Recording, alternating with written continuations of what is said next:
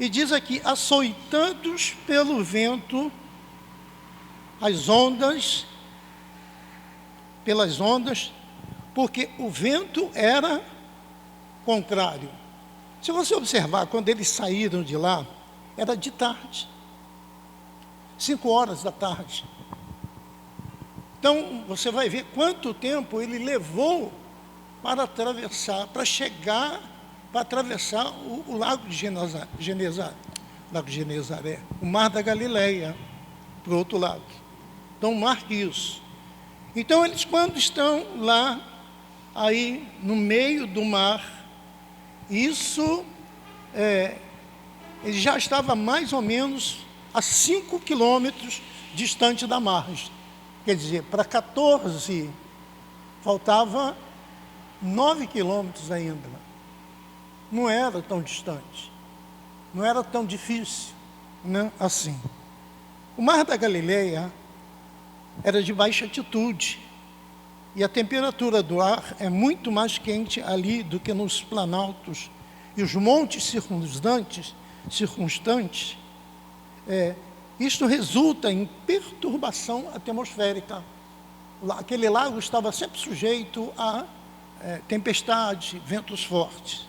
25. Mas, a quarta vigília da noite, que seria essa hora, quarta vigília da noite? Vamos lá, de madrugada, mas vamos lá. À noite, né, eles contam assim, 6 horas, noite. 6 e 3, 9, primeira vigília.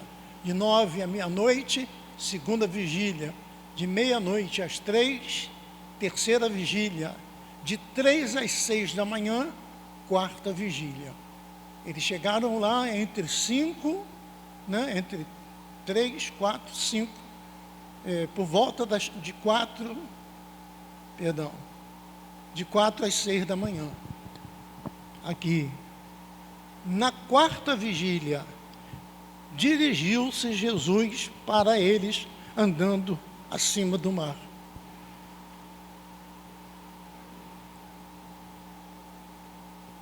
Vamos botar 6 horas da manhã. Não, era escuro. Não, 6 horas já tem sol. É 4 horas da manhã. Está dentro da quarta vigília. Jesus vai andando sobre as águas. E que nós estamos vendo aqui, segundo milagre, né, transformar. 5 pães e 2 peixinhos para alimentar 5.000 pessoas. E agora Jesus anda sobre as águas. Aí você me perguntaria, por quê? Para quê? Querido, lembra, ele estava ensinando aqueles discípulos. Lá, quando eles foram alimentar as pessoas, Jesus disse, alimenta vocês. Ele começa a dizer para os discípulos, você tem que sair e encarar a vida, as dificuldades. Você está entendendo, Mateus? Então, aqui, nesse momento, Jesus vai fazer uma revelação a eles tremenda. Quando eles olharam, dirigiu-se Jesus para eles, andando sobre o mar. Já viu dizer que alguém andou sobre as águas? Só Jesus. Não, mas tem uma pessoa que também andou sobre as águas. Vocês vão ver agora, né? 26. E os discípulos, como é que você ficaria? Vendo, andando sobre o mar, assustaram-se, dizendo, O que você me diz? Você está atravessando a Baía de Guanabara, o rio. Na Baía de Guanabara tem muita luz em volta. Você está atravessando um lugar no mar, num barquinho, e de repente você vê uma pessoa vindo em pé, o que você faz? Só não vai me dizer que vai correr, né? Então, era um fantasma. E eles ficaram tão apavorados que eles gritaram com medo. O 27 diz, Jesus, porém, lhes falou logo, dizendo: tende bom ânimo, sou eu, não temais. Então, o que eles viram ali? Apesar do medo, apesar de todo apavoramento, eles viram que Jesus era verdadeiramente o Filho de Deus, né? Ou Deus encarnado. Era Ele. Ele poderia, né, transformar 5 pãezinhos e 2 peixinhos para alimentar 5.000 pessoas. Ele poderia, e como fez, andar pelas águas. Você vê a divindade de Jesus. E Jesus é o mesmo ontem, hoje e sempre. Diz aqui: Jesus, porém, lhe falou logo, dizendo: tende bom ânimo, sou eu, não temais. Porque Jesus não quer que ninguém fique amedrontado, né? Tem gente que gosta de assistir de filmes de terror, gosta de ver amedrontado. Tem gente que apavora as pessoas. Olha, se você não fizer isso, vai acontecer isso. Gosta de apavorar. Jesus não gosta de apavorar ninguém. E ele diz logo aqui, né? 28, perdão. E respondeu Pedro e disse: Senhor, se és tu, manda-me ir ter contigo por cima da água. Você faria isso? No mínimo a gente ficaria no barco, né? É o Senhor, amém? Vem, sobe aqui, que o vento está forte, as ondas estão fortes. Pedro mostra aqui uma qualidade maravilhosa. Quando Pedro está pressionado, a fé dele é uma fé ousada, né? É impressionante a ousadia de Pedro. Ele diz: Senhor, se és tu, manda-me ter contigo. Jesus disse o quê? Vem. 29, e ele disse: vem. E Pedro, descendo do barco, andou sobre as águas para ir ter com Jesus. Aí por isso é que eu disse que não foi só Jesus que andou sobre as águas. Jesus queria que a fé daqueles homens ficasse cheia, tivesse muita fé, porque eles vissem que andar com Jesus pode ser na tempestade, pode ser em qualquer lugar, sobre as águas, nos ares. Jesus te sustenta. E aí ele manda Pedro ir ter com ele. Vem, e Pedro vai, anda sobre as águas, e ele foi. Versículo 30 diz assim: sentindo o vento forte, teve medo, e começando a ir para o fundo, clamou dizendo: Senhor, salva-me. Impressionante isso, não é? Impressionante. Ele vai, tem uma fé ousada, ele olhando para Jesus, mas quando você deixa de prestar atenção em Jesus e olha para o lado, olha para trás, olha para a circunstância, você afunda. A Bíblia diz que ele teve medo. Viu quando eles estavam com medo, o que eles viram? Ao invés de ver Jesus, eles viram um fantasma. Assim somos nós. Quando estamos sós, nós precisamos ter a nossa fé de que Jesus, por exemplo, aqui agora, você pode dizer assim: a igreja está vazia. Verdade. Mas você não pode dizer que Jesus não está aqui, porque Jesus está. Como o senhor sabe? Pela fé. Porque a Bíblia diz: onde tem 2 ou 3 em meu nome, aí eu me faço presente. Então Jesus está aqui presente neste lugar. Ainda que falte luz, né? Como Davi disse: ainda que estoure contra mim a guerra, mesmo assim eu terei confiança. E a gente confiar em Jesus. E é isso que Jesus fez. Ou você acha que aquela tempestade, aqueles ventos, foram algo, digamos assim, casual? Não.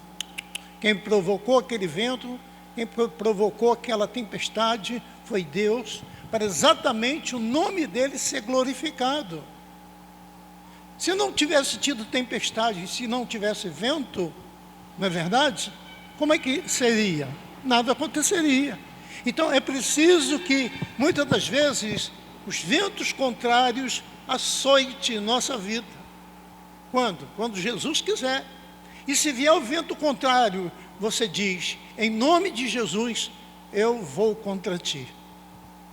Vou andar sobre as águas. Vou caminhar por dentro do vento, do problema, da dificuldade, da dor, do trauma. Eu vou vencer. Isso não vai me paralisar. É isso que Jesus quer dos seus servos.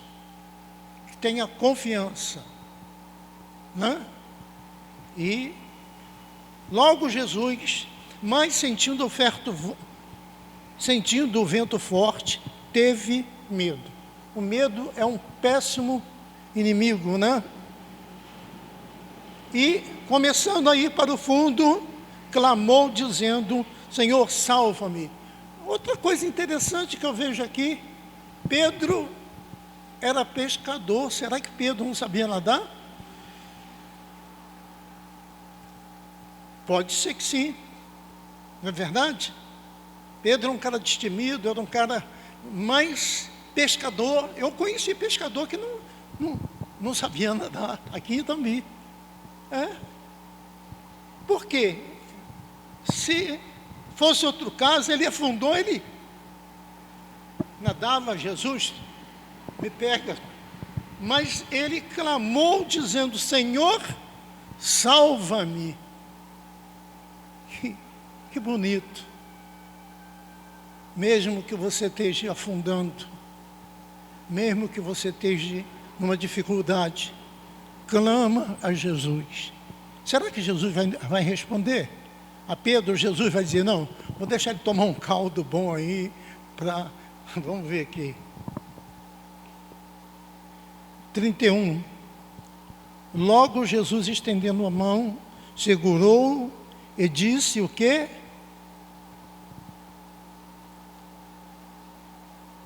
Versículo 31. Em outras palavras, você é um homem fraco na fé. Homem de pequena fé. Não quer dizer que ele não tinha fé, ele tinha fé. Mas a fé dele era fraca, né? Homem de pouca fé. Ele estende a mão, salva Pedro, mas diz, poxa, você é de pequena fé, rapaz. Pequena fé. Por que duvidaste? Entendeu? Olha a dúvida aí. A dúvida é uma rachadura na caixa da fé. É uma rachadura na casa da fé. O diabo sempre vai trabalhar, tentar na nossa vida, relativizar, fazer você duvidar. E quando subiram para o barco, o que aconteceu?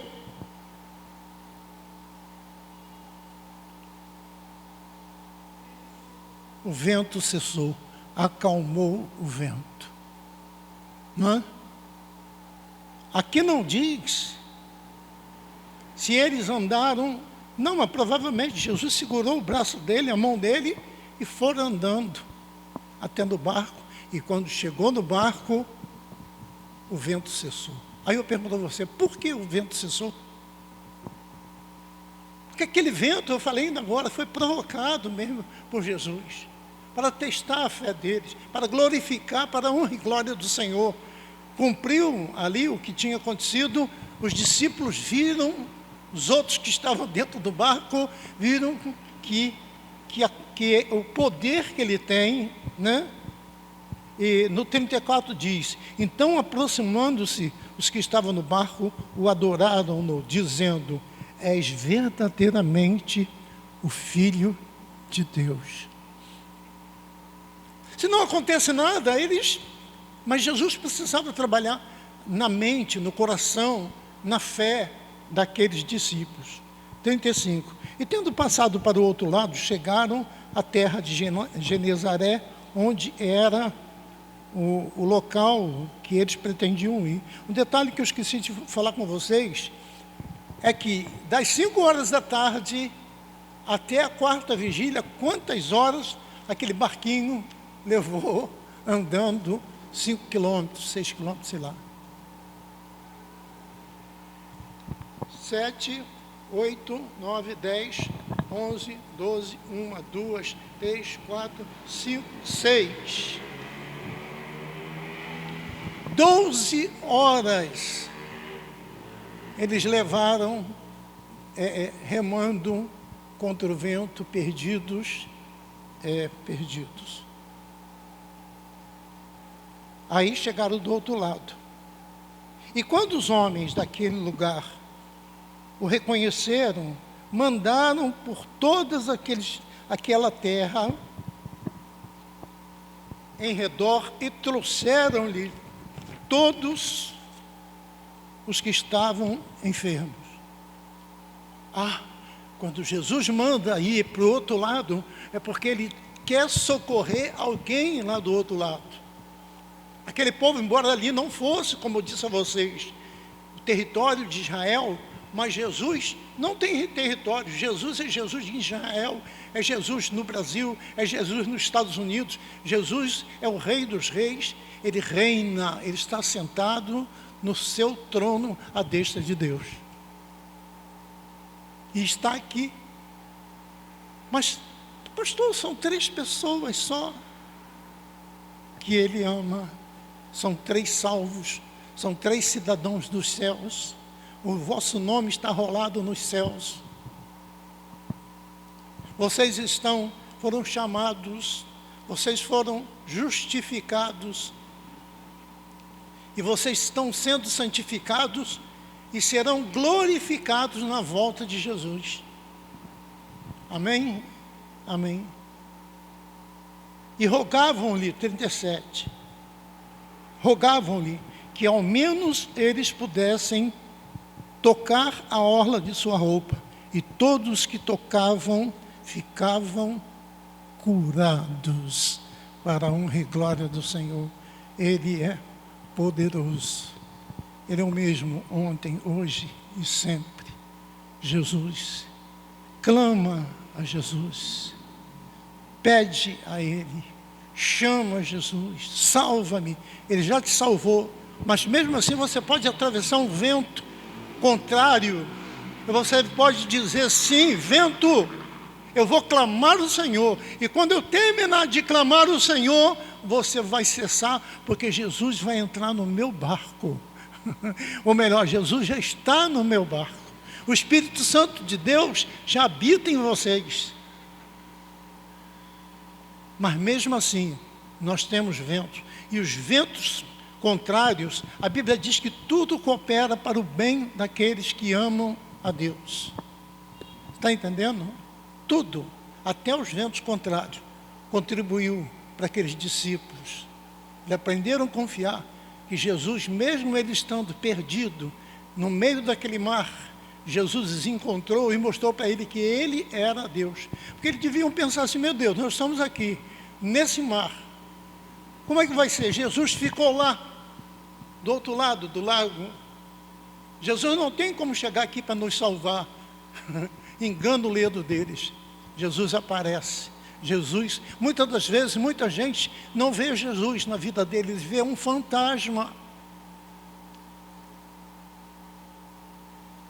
Por quê? Porque o coração não tem fé. Diz: não, Jesus ficou lá, mas Ele pode me salvar. Ele pode vir estar aqui conosco. Esteja você aqui na igreja, esteja você no seu trabalho, esteja você lá do outro lado, clama a mim. Ele diz: responder-te-ei, anunciar-te-ei coisas grandes e ocultas que não sabe. Amém? Vamos agradecer a Deus por essa quarta-feira abençoada, depois de um dia de trabalho, estar aqui na casa do Senhor. Oremos. Senhor, muito obrigado, meu Deus e meu Pai, e as dificuldades que o Senhor colocou para aqueles discípulos, Mas o Senhor é um Deus de milagre, é um Deus de poder. Faz um milagre agora nesse irmão, naquela irmã, nesse irmão que vai nos assistir amanhã pela rede social. Não vou dizer amanhã, porque eu vou passar amanhã, né? Então, aquele que assistir essa palavra, tenha confiança e o Senhor desperte nele a tua fé, Pai. A fé do Senhor, porque a fé vem pelo ouvir, e ouvir da pregação da palavra.